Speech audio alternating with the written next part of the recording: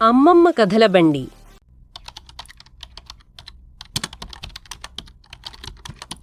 ఈ ప్రపంచంలో ప్రతి క్రిస్మస్ రోజున శాంటాక్లాస్ బహుమతులు పంచుతాడని మనందరికీ తెలుసు. కాని ఒక క్రిస్మస్ మాత్రం శాంటా బహుమతులు కాదు, కాలాన్నే మార్చాడు.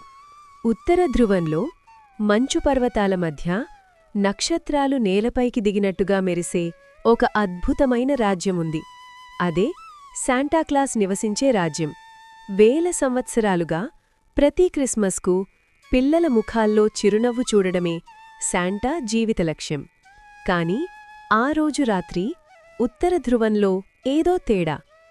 గాలికూడా ఏదో చెప్పాలనుకున్నట్టుగా వీస్తోంది. అప్పుడే శాంటా చెవుల్లో ఒక వింత శబ్దం వినిపించింది. శాంటా, సమయం మారిపోతోంది.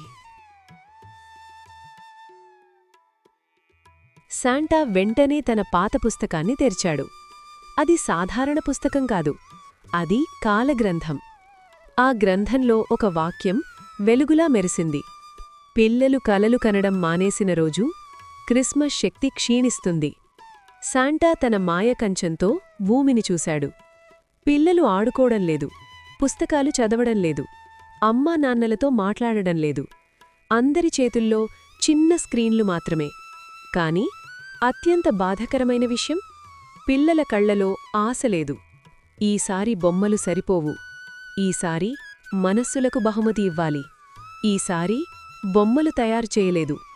శాంటా చెప్పిన బహుమతి పేరు స్మృతి స్ఫటికం. ఇది పిల్లల గుండెల్లోకి వెళ్లగానే కళలను మేల్కొలుపుతుంది, దయను పెంచుతుంది, ఆశను తిరిగి ఇస్తుంది. కాని ఒక పెద్ద ప్రమాదం. ఈ బహుమతి ఇవ్వాలంటే శాంటా స్వయంగా భూమికి వెళ్ళాలి. ఇది ఎప్పుడూ జరగలేదు. శాంటా పిల్లలు మేల్కొని ఉన్నప్పుడే భూమికి వచ్చాడు. భారతదేశంలోని ఒక చిన్న గ్రామం. అక్కడ ఒక పేద బాలుడు, అర్జున్. అర్జున్ చదువులో తెలివైనవాడు. కాని పేదరికం అతడి కలలను ఆపేసింది.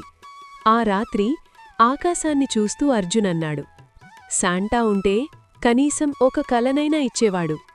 అప్పుడే ఆకాశం నుంచి ఒక వెలుగు. శాంటాక్లాస్ అర్జున్ ముందు నిలబడ్డాడు. నువ్వు నిజంగా శాంటానా?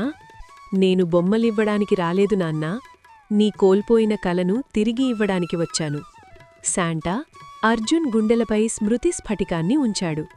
ఆ క్షణంలో చిన్ననాటి కల, డాక్టర్ అవ్వాలనే ఆశ, తల్లిదండ్రులను సంతోషపెట్టాలని కోరిక అన్నీ తిరిగి వచ్చాయి. అర్జున్ కన్నీళ్లు పెట్టుకున్నాడు. అదే రాత్రి ప్రపంచం మొత్తం, ప్రతీ పిల్లవాడి గుండెలో స్ఫటికాలు వెలిగాయి. చదువు మానేసిన పిల్లలు మళ్లీ పుస్తకాలు తెరిచారు. కోపంగా ఉన్న పిల్లలు నవ్వడం మొదలుపెట్టారు. క్రిస్మస్ ఉదయం బహుమతులు తక్కువ, కాని సంతోషం అపారంగా ఉంది. బహుమతులు కాదు, మనసుల్లో ఆశను నింపడమే నిజమైన క్రిస్మస్.